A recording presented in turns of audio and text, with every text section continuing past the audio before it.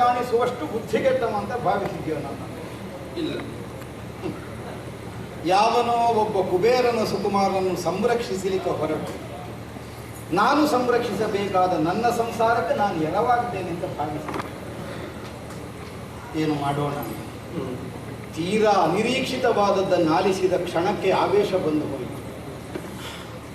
ನಾನು ನಿರೀಕ್ಷಿಸಲಿಲ್ಲ ನನ್ನ ಸುಭದ್ರೆಯಲ್ಲಿ ಇಂತಹ ನಿರ್ಣಯವನ್ನು. ಯಾಕೆಂದರೆ ಕೈಗೊಂಡ ನಿರ್ಣಯದ ಸಾಧುತ್ವವನ್ನು ತಿಳಿಯುವಲ್ಲಿ ನಿನ್ನ ಮತಿಗೆ ಸಾಮರ್ಥ್ಯವಿಲ್ಲವೆಂದಾದರೆ ಸರಿ. ಅಷ್ಟು ಸಾಮರ್ಥ್ಯ ಇದ್ದ ನಿನಗೆ ನಾನು ಕೈಗೊಂಡದ್ದು ತಪ್ಪು ನಿರ್ಧಾರ ಅಂತ ಅನ್ನಿಸ್ತದೆ ಏನೇ? ಇಲ್ಲ, ತಪ್ಪಿಲ್ಲ. ಭಾವುಕಳಾಗಿ ಸ್ವಾರ್ಥದಿಂದ ಕೇವಲ ಒಬ್ಬಳಾಕೆ ಹೆಣ್ಣಾಗಿ ನಾನು ನುಡಿದನಷ್ಟೇ.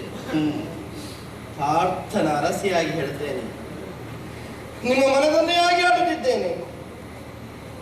ಯಾವ ಕಾಲಕ್ಕೂ ಗಯನನ್ನು ನೀವು ಬಿಟ್ಟು ಕೂಡದು.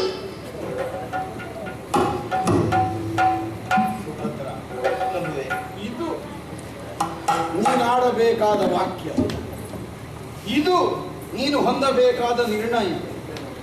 ತನ್ನ ಬದುಕಿನ ಸೌಭಾಗ್ಯವನ್ನು ತನ್ನ ಪತಿ ಯಾರ್ಯಾರನ್ನು ಸಂರಕ್ಷಿಸುವುದಕ್ಕೆ ಬೇಕಾಗಿ ಕಳೆದು ಬಿಟ್ಟ ಅನ್ನುವಂತಹ ಭಾವವನ್ನು ನೀನು ತಡೆಯಕೂಡದು. ಬರುವಂತಹ ಪರಿಣಾಮ ಯಾವುದೇ ಇರಲಿ, ಎಷ್ಟು ಕಾಲ ಬದುಕಿದ್ದೇವೆ ಅನ್ನುವುದಕ್ಕಿಂತಲೂ ಬದುಕಿದ್ದಷ್ಟು ಕಾಲ ಏನು ಮಾಡಿದ್ದೇವೆ ಅನ್ನುವುದೇ ಪ್ರಮಾಣ ಆಗುವುದು ಪ್ರಪಂಚಕ್ಕೆ. ಅದಲ್ಲೋ ಬೇಕಾದದ್ದು ನಮಗೆ.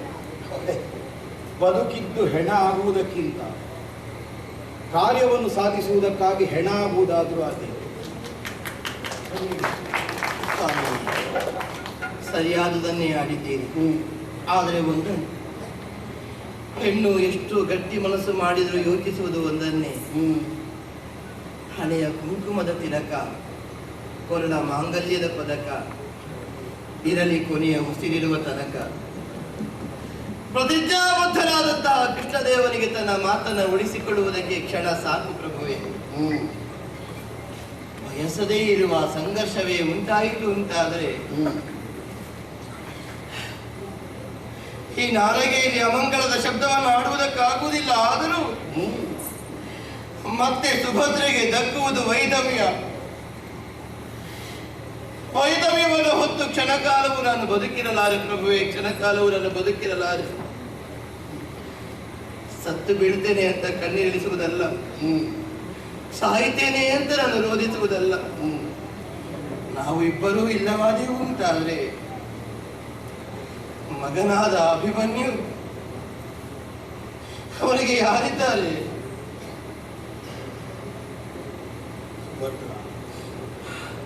ಅಭಿಮನ್ಯುವಿನ ವಿಚಾರವನ್ನೆತ್ತಿ ನನ್ನ ಹೃದಯವನ್ನು ಮಿದು ಮಾಡುವುದಕ್ಕೆ ಮುಂದಾಗಬೇಕು. ಮೋಹಾದಿ ಭಾವಗಳಿಗೆ ಒಳಗಾಗಿ ಕರ್ತವ್ಯ ಮರೆಯುತ್ತೇನೆ ಅಂತ ನಾನು ಆಡಿದ್ದರು.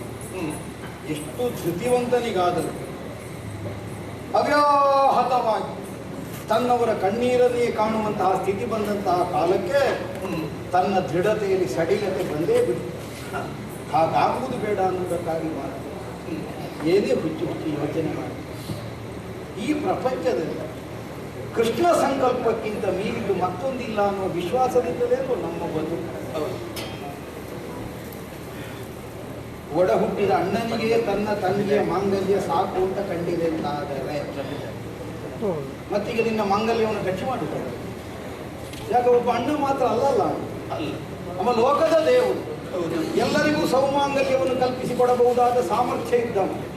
ಹಾಗಿದ್ರೆ ಅಘಟಿತ ಘಟನಾ ಪಟುವಾದಂತಹ ಕೃಷ್ಣ ಈ ವಿಶ್ವಾಸವನ್ನು ನಾವು ಹೊಂದಿದ ಮೇಲೆ ತನ್ನ ಮಾತನ್ನು ಉಳಿಸುವುದಕ್ಕೆ ಬೇಕಾಗಿ ತಾನು ಮೊದಲು ಕೊಟ್ಟ ಮಾತನ್ನು ಮರೆಯುತ್ತಾನೆ. ಇಲ್ಲ, ಪರಸ್ಪರ ವಿರೋಧವೇ ಆಗುತ್ತದೆ ಮೊದಲ ಮಾತಿಗೆ ಈಗಿನ ಮಾತಿಗೆ. ಆದರೂ ಮೊದಲದನ್ನು ಮರೆಯುತ್ತಾನೆ ಅಂತ ಅರ್ಥ ಇಲ್ಲ. ನೀನು ಬಹಳ ಯೋಚನೆ ಮಾಡುವುದೇ ದೊಡ್ಡ ಸಮಸ್ಯೆಯಲ್ಲಿ ಏನು ಆಗುವುದಿಲ್ಲ. ಇದರಲ್ಲಿ ಎಲ್ಲ ಸುಖಾಂತವೇ ಆಗುತ್ತದೆ.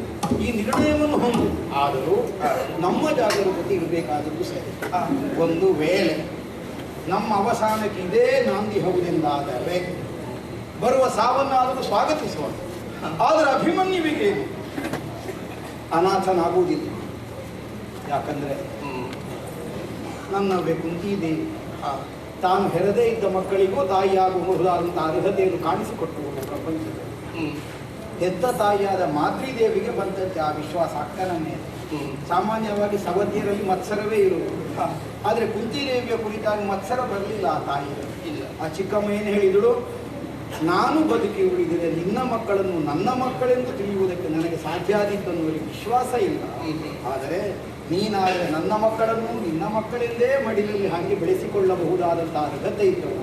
ಆದ್ದರಿಂದ ನಾನು ಸಾಯುತ್ತೇನೆ, ನೀನು ಬದುಕು.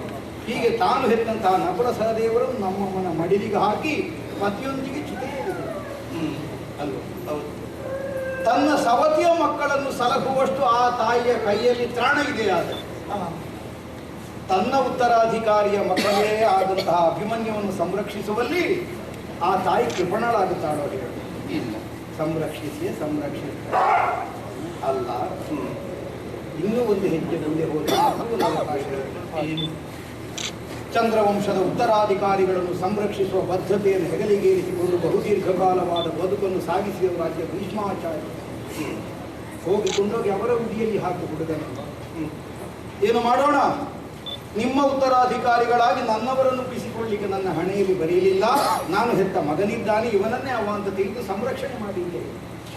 ಅವರು ರಕ್ಷಣೆಯನ್ನು ಕೊಡ್ತಾರೆ. ಆದರೆ ಯಾವುದೇ ಕಾರಣಕ್ಕಾಗಿ ಅಭಿಮನ್ಯುವಿಗೆ ತವರು ಮನೆಗೂ ಪತಿಗೃಹಕ್ಕೂ ಬಂದಂತಹ ಒಂದು ವಿರೋಧದ ವಿಷಯವನ್ನು ಮಾತ್ರ ಹೇಳುವುದಿಲ್ಲ. ಯಾಕೆ ನಾಳೆ ಅದು ವೈಷಮ್ಯಕ್ಕೆ ಕಾರಣವಾಗಿ ಪರಿಣಮಿಸ್ತದೆ. ಅಭಿಮನ್ಯುವಿನ ಸ್ವಭಾವವನ್ನು ನಾನು ಬಲ್ಲೆ. ಪ್ರಜ್ವಲಿಸುತ್ತಿರುವ ಬೆಂಕಿಯಂತೆ ಸದಾ ಕಾಲ ವಿಜೃಂಭಿಸುತ್ತಿರುವ ಯಾರನ್ನೂ ಆಪೋಷಣ ತೆಗೆದುಕೊಂಡಾಗ. ಆದ್ದರಿಂದ ಅವನಿಗೆ ಈ ವರ್ತಮಾನ ಗೊತ್ತಾಗುವುದು ಬೇಡ, ಅವನ ಸಂರಕ್ಷಣೆ ಆದೀತು ಪ್ರಕೃತಿ. ಕೃಷ್ಣನ ಅನುಗ್ರಹ ನಮ್ಮನ್ನು ಸದಾ ಸರ್ವದಾ ಕಾಪಾಡಲಿ ಎನ್ನುವ ಆಶಯವನ್ನು ಸನ್ನಿಧಾನದಲ್ಲಿ ಒಪ್ಪಿಸುತ್ತಾ ವಿರಮಿಸುತ್ತೇನೆ.